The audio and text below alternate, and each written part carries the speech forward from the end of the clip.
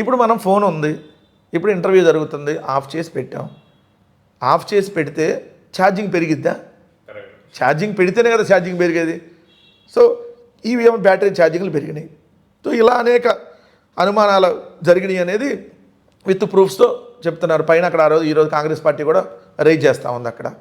So వాళ్ళు అలా గెలిచారు. అందుకనే మాకు 151 నుంచి 11 ఎందుకు వచ్చినాయి అని అంటే 11 కాదు, వాళ్ళు అసలు అనుకున్న 9 అంట మాకు ఇవ్వాలని.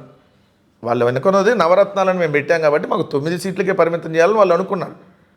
అనుకొని దాని ప్రకారం చేశారు. కానీ మరి 2 ఎక్కువ వచ్చినాయి వాళ్ళ దృష్టిలో. అయితే వాళ్ళ దృష్టిలో తెలుగుదేశం వాళ్ళు చెప్తున్నారు. ఎందుకంటే మీకు కొన్ని ఇన్సిడెంట్ చూస్తే మంత్రి నారాయణ, ప్రస్తుత నారాయణ కాలేజీలకు సంబంధించినటువంటి మంత్రిగా ఉన్న నారాయణ ఎలక్షన్స్ అయిపోగానే అతను వాళ్ళందరితో ఓపెన్ ఛాలెంజ్ చేశాడంట.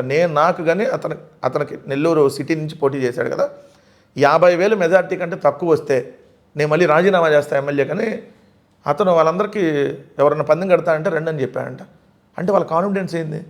అక్కడ మేనేజ్ చేశారనే కదా, ఈవీఎంల ద్వారా మేనేజ్ చేయగలిగాం కదా. లేదంటే మీరు పవన్ కళ్యాణ్ ఎలక్షన్స్ ముందు మాట్లాడిన మాటలు చూడండి, మనం ఎన్ని సీట్లు తీసుకుంటున్నాం అనేది ముఖ్యం కాదు, అన్నీ గెలవటమే మనకు ముఖ్యం, ఎన్ని అనేది ముఖ్యం కాదు, అన్నీ మనం గెలుస్తాం అంటే దానికి అర్థం ఏంటి?